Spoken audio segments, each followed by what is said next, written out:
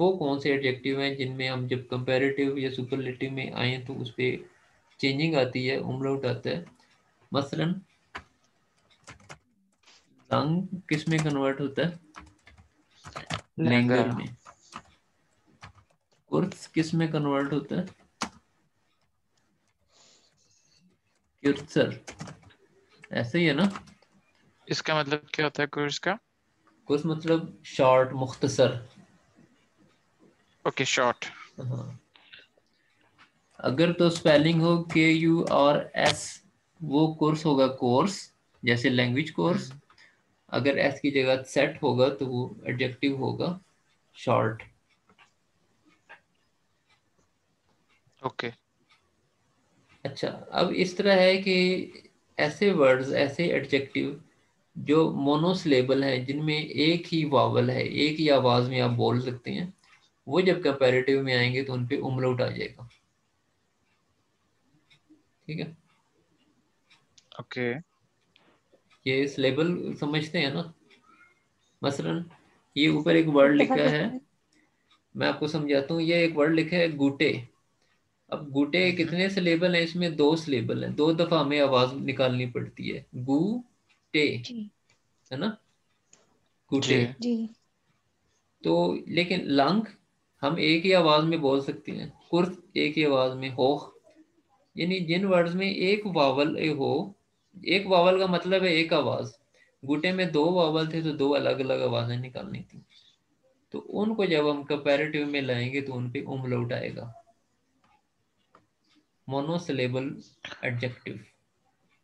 Okay, यानी कि जो सिंगल साउंडेड है उसमें हमारे पास अमलाउड आ जाएगा। हाँ, अगर उनमें आ ए या ऊ आ रहा है, जैसे स्नेल है, बगैर तो स्नेल भी है, लेकिन उसमें हमें लगा ही नहीं सकते क्योंकि वो ई आ रहा है।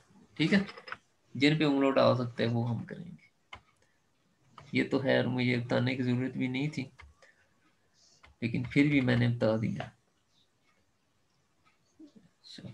नेक्स्ट जो है ये है आपका लिसनिंग। लिसनिंग का बहुत जल्द आपको मैं इंतज़ाम करके देता हूँ ऑडियोज़ का, तो वो फिर फारिग वक्त में आप सुनिएगा। नेक्स्ट पेज पे एक टेक्स्ट है, इसको हम पढ़ेंगे। ओमा ओबामा आइने बियोग्राफी, उसकी बियोग्राफी पढ़ेंगे और फिर ताकि आपको भी पता हो कि अपने आपने कैसे लिखनी है बियोग्राफी। तो लिखा है ओमा ओबामा, GEB लिखा हुआ है, ये क्या है? गिबोरन। गिबोर्स। हाँ, गिबोन। गिबोरन यानी वो पैदा हुई 1966 में, होम टाउन कीनिया, कीनिया से उसका ताल्लुक है। इंटर कीनिया हाई स्कूल इन Nairobi hat sie 1976 Deutsch gelernt। समझ गए? हम्म। फलां सन में फलां जगह से उसने जर्मन सीखी। sie hat ab 1980 in Saarbrücken und Heidelberg Germanistik studiert। फलां सन में फलां फलां जगह उसने germanistik स्टडी की। Weil sie sich sehr für deutsche Literatur und Geschichte interessiert। क्यों सीखी? अब while भी आपको सिखाया जा रहा है, क्योंकि वो दिलचस्पी रखती थी जर्मन लिटरेचर में और हिस्ट्री में। लिटरेचर। Geschichte, हिस्ट्री, दिमाग दी शिफ्ट। इंटरेस्टिएट एंड में क्यों आया? इंटरेस्टिएट वर्ब है क्या? हाँ, इंटरेस्टिएट वर्ब है। तो, इंटरेस्ट तो इंटरेस्ट। एडजेक्टिव नहीं होता? एडजेक्टिव है, लेकिन यहाँ पे आया है आपका वर्ब, sich interessieren। अगर इसकी इन्फिनेटिव फॉर्म देखें तो वो होगी sich interessieren। एडजेक्टिव होता ना तो वो सिर्फ इंटरेसांट होता। इंटरेसांट है तो एडजेक्टिव है, हम्म। इंटरेसियरन है तो इसके साथ जिश भी आता है, वो आप आगे पढ़ेंगे जिश क्यों आता है, जिश इंटरेसियरन। और इसके साथ हमारे आता है हमारा एडजेक्टिव, सॉरी प्रीपोजिशन फ्योर, जिश इंटरेसियरन फ्योर, टू बी इंटरेस्टेड इन। यहाँ पे भी आपको ये फ्योर मिलेगा जिस चीज में भी दिलचस्पी है। फ्योर डॉइचे लिटरेचर und Geschichte। एंड पे आया क्योंकि वो वाइल आ गया था, वाइल की वजह से। जी मार्क डी शिफ्टचलर राइटर, ऑथर, लिखने वाला, लिखारी, उसका नाम लिखा है हाइनिश ब्योल और क्रिस्टा वोल्फ। ये राइटर्स उसको पसंद थे। 1988 hat sie an der Universität in Nairobi und am Goethe-Institut Nairobi gearbeitet। उसने काम किया यूनिवर्सिटी में। Ein Jahr später ist sie zurück nach Deutschland gegangen। Herr Rehan, zurück का क्या मतलब है? रिटर्न। रिटर्न, वापस जर्मनी चली गई। और sie hat in Beirut promoviert, an der Filmakademie in Berlin studiert und als Journalistin gearbeitet। फिर ये उसने बेरूत में किया काम और फिल्म एकेडमी में काम किया और ये किया, जर्नलिज्म काम किया। Sechs lebt wieder in Kenia। दोबारा ये कीनिया चली गई और arbeitet bei der Organisation का नाम लिखा है, नैरोबी में काम किया। 2008 hat sie ihrem Bruder Barack Obama bei der Präsidentenwahl geholfen। वाल कहते हैं इलेक्शन को। प्रेसिडेंटल वाल जो प्रेसिडेंट के इलेक्शन थे उसमें अपने भाई बराक ओबामा की हेल्प की। हेल्फन इन्फिनेटिव वर्ब है, उसकी जो प्रेटेटिव में जाएंगे तो वो गेहोल्फन हो जाएगा। इसकी प्रेटेरिटम क्या है? इसकी प्रेटेटिव में हाल्फ, HALF। ओके अभी मैंने प्रेटेटिव सिखानी है फ्रॉ नूर को। सिर्फ गेबन का उनको पता है कि गाब है और जाइन और हाबन का पता है। अच्छा, सेन हटसी या बियोग्राफी, पूरा नाम है गेशरीबन। ठीक है, जी हट गेशरीबन उसने लिखी अपनी बायोग्राफी है, उसका नाम है, क्या नाम है पढ़ेंगे? Das Leben kommt immer dazwischen Stationen einer Reise। हाँ, eine Reise। जिंदगी ये क्या आती होता है है हमेशा। dazwischen? dazwischen, in between। Okay, स्विशन से। हाँ, zwischen between and dazwischen, in between Stationen einer Reise। एक सफर के जो स्टेशंस होते हैं, मंजिलें होती हैं, उनके दरमियान से जिंदगी आती है। जिंदगी का मतलब ये है कि सफर में जो रास्ते में मुख्तलिफ मरहले आते हैं वही जिंदगी है। Sie hat immer noch viel Kontakt zu Deutschen und spricht sehr gut Deutsch। उसके अभी भी ताल्लुकात हैं जर्मनों से और वो अच्छी जर्मन बोलती है। ये तो था text.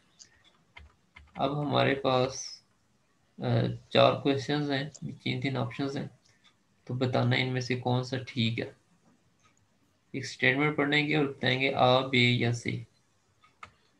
Oma Obama hat Deutsch in der Schule in Nairobi gelernt।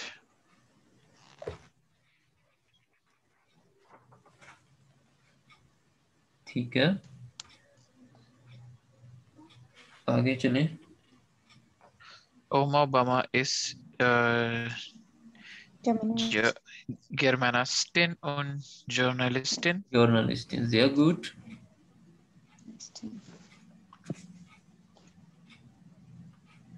Dann Oma Obama mag deutsche Literatur। sehr gut।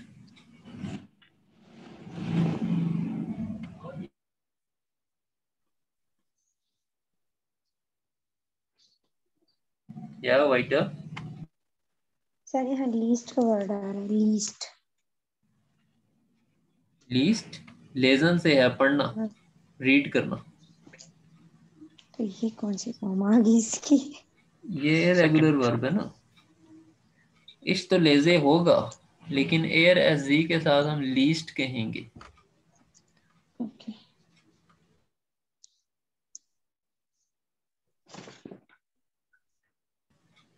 Oma Obama kennt immer noch viele Deutsch। Deutsche kennt immer noch viele Deutsche, अभी भी उसके रवाबित हैं। Sehr gut। Rehan आपने चारों ही ठीक कर दी हैं, क्या कर रहे हैं? थैंक यू, खुद ही हो गया। अच्छा चले आगे है Übung 6 Gründe für das Deutsch lernen। Reasons for learning German verbinden Sie connect करें, लेफ्ट साइड से सेंटेंस पढ़ें और राइट साइड से उसको कोई वजह तलाश करें। ताल्लुक तो उसका टेक्स्ट से है, लेकिन वैसे भी आप शायद गेस कर सकें। मसलन करना लैंग्वेज, ये सारे लोग जर्मन सीख रहे हैं, क्यों सीख रहे हैं ये आप टेक्स्ट ही बताएगा आपको। अगर टेक्स्ट आपको याद है तो बताएं, ये दोबारा टेक्स्ट देखेंगे तो तब आप कर सकेंगे। Carolina lernt Deutsch, weil sie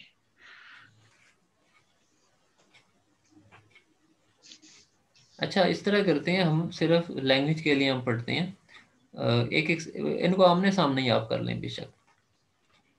तो कर्नल लैंड डोइच weil sie deutsche Literatur und Geschichte mag। क्यों सीखी है इसने जर्मन क्योंकि उसे लैंग्वेज और डॉइच लिटरेचर लिटरेचर और और हिस्ट्री में इंटरेस्ट है। हिस्ट्री। सी। दूसरे ने इसलिए सीखी है weil Deutsch Spaß gemacht hat। ठीक है, एंजॉय किया उसने, अच्छी लगी उसको, एंजॉयमेंट। मजा आया। ये तो सच नहीं है। weil sie in Berlin lebt und arbeitet, क्योंकि वो बर्लिन में रहती है और काम करती है। तो झूठ while और सच को क्या कहते हैं जर्मन में? सच को कहते हैं वार, WAHR। झूठ को कहते हैं ल्यूगे। ठीक है, अगर मैंने बोल रहा हूँ दिस इज नॉट ट्रू तो मैं बोलूंगा दिस इज nicht lüge। नहीं निश्ट वार कहेंगे ना, सच नहीं है ना। जब निश्ट ओ कहते या, हैं तो हम नेगेशन करते हैं, दिस इज निश्ट यस वार, यस, दिस इज नॉट ट्रू। ठीक है, ओके। इसी से वार हाइट है, वार हाइट यानी सच्चाई, ट्रुथ, नाउन बन गया। अच्छा जी, वार हाइट नाउन बन गया। हाँ सच्चाई, है तो दोनों ही ओके। नाउन, एक का मतलब सच है और एक का मतलब सच्चाई है। हम्म और उसके बाद है वाइल यह फ्रेंड ein Deutscher ist, कि उसका दोस्त जर्मन है। weil sie in Deutschland एग्जामन machen will, exam देना चाहती है। तो सर ये मुझे समझ नहीं आई चीज, वार सच्चाई कैसे है? नाउन तो होता है नो, नेम चीज, वरना क्या बोलते हैं, नेम प्लेस और थिंग। आइडिया वार भी हो तो सकता है सच्चाई ना। है, क्या चीज है ये फिर? अब एडजेक्टिव नहीं कंसीडर करेंगे हम सच्चाई को देखिए या ना, झूठ को, ये क्वालिटी है। मैं बताता हूँ आपको, जो नाउन है ना उसमें आप जिस तरह कह रहे हैं नेम प्लेस थिंग, इसमें एक और चीज ऐड कर लें, आइडिया। हम्म तो कुछ चीजें हैं जो हम ना छू सकते हैं हमारी सेंस से, हम उसको नहीं कर सकते, लेकिन वो एक आइडिया है, वो भी हमारा नाउन हो सकता है। जैसे सोशलिज्म, जिनमें भी इज्म आ रहा है ना, वो हम्म, सारे आपके वो हैं, नाउन है वो भी। ठीक है, टेररिज्म हो, जो भी है। तो ओके। हाँ, और ये क्या होते हैं जर्मन के अंदर, डास होते हैं सारे? इसमुस वाले, इज्म वाले, जी, हाँ ये मैस्कुलिन होते हैं ना, जिनके एंड चड्डिया पे होते हैं। इसमुस आएंगे। हाँ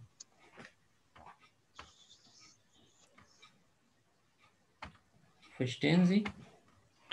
या बल्कि और आपको बताऊं तो वो एक होते हैं कंक्रीट नाउन, एक होते हैं हम्म एब्स्ट्रैक्ट नाउन। तो वो एब्स्ट्रैक्ट नाउन होते हैं जो कोई नजर नहीं आती चीजें, लेकिन वो हमने घड़ी हुई हैं कि ये चीजें हैं, सही। Abstract noun. अच्छा ये बहुत ही इजी एक्सरसाइज है, ग्रीनडे नैनन। वजह बतानी है, दो सेंटेंस हैं अलग अलग, जब अलग अलग हैं तो दोनों हाउप्टजट्स हैं, दोनों ही मेन जी। सेंटेंस हैं। इनमें से एक को हम हम्म हाउप्टजट्स रखेंगे और दूसरे को नेबनजट्स। कैसे करेंगे, वैल्यू यूज करना है। कोशिश करें हर ध्यान, पहला सेंटेंस आप करें। Glocke kauft eine deutsche Grammatik Weil den Beeinstest machen will. या गुड, बहुत अच्छे। हमने कॉमा लगाया, वाइल लिखा और फिर वर्ब को एंड पे ले गए। फरानूर आप हैं हमारे साथ जी? सेकंड सेंटेंस अच्छा, करना क्या है इसको? इसमें वाइल कंप्लीट लगाना है, करूँ वाइल? सिर्फ वाइल तो लगाना है। वर्ब तो वर्ब तो एंड ऑलरेडी पे एंड पे ही जाएगा था। ना? नहीं, एंड पे हाँ, नहीं है ना, दूसरे सेंटेंस में वाइल लगाना है, पहला तो पूरा है।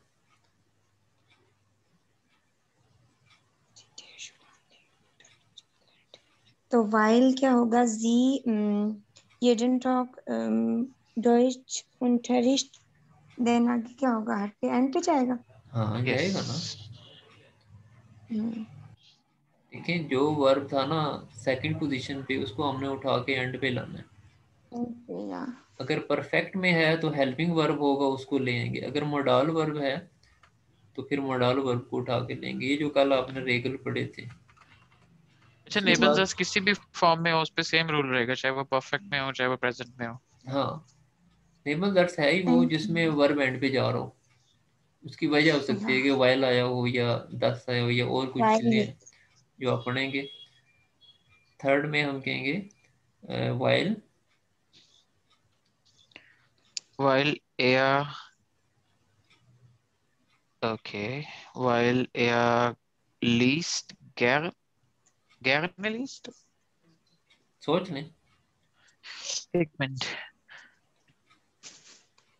while gern least, हाँ, अब फर्क करें, आपको नहीं पता कि गैर वर्ब है या लीस्ट वर्ब है, नहीं पता, तो जो सेकंड पोजीशन पे होगा वो वर्ब होगा। वो verb होगा जी। हाँ, और इसमें आ जाएगा होइफिश, कहते हैं मुसलसल, ठीक है, इसके फ्रीक्वेंटली। मुसलसल।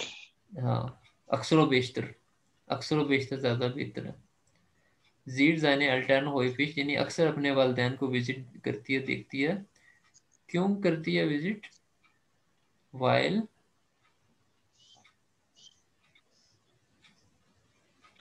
While der Flug von Berlin nach Essen billig ist।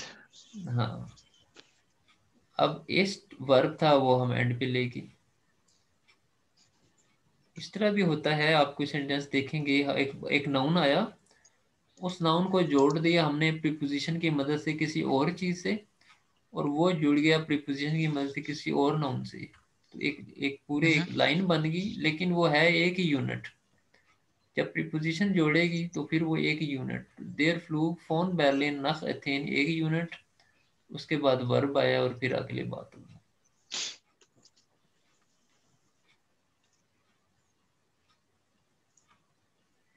Page 16 पे कोई टेक्स्ट है, उसमें से आप पढ़ के वो जो पढ़े थे ये आंसर आप दे सकते हैं। रीज़न के क्यों उसने चाइनीज़ लोग क्यों इंग्लिश सीखते हैं, या फ्लोरेंस ने जर्मन क्यों सीखी, या उसामा ने जर्मन क्यों सीखी। तो बेसिकली वाइल का यूजेज है।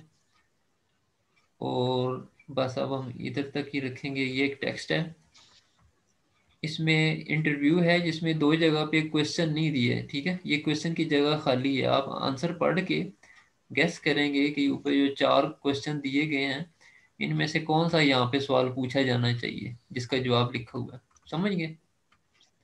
ये आपको टाइम मिले तो ये पढ़ लीजिएगा और गेस कर लीजिएगा। तो बस आज के लिए इतना ही है।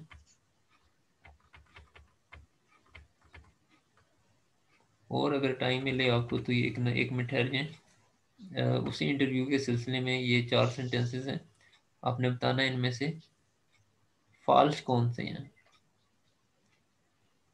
ठीक है। यानी कि ठीक कौन से हैं, गलत कौन से ओके हैं। और गलती का है कहाँ पे उसको अंडरलाइन भी करें और फिर बताएं कि यहाँ पे असल में ये बात आनी थी।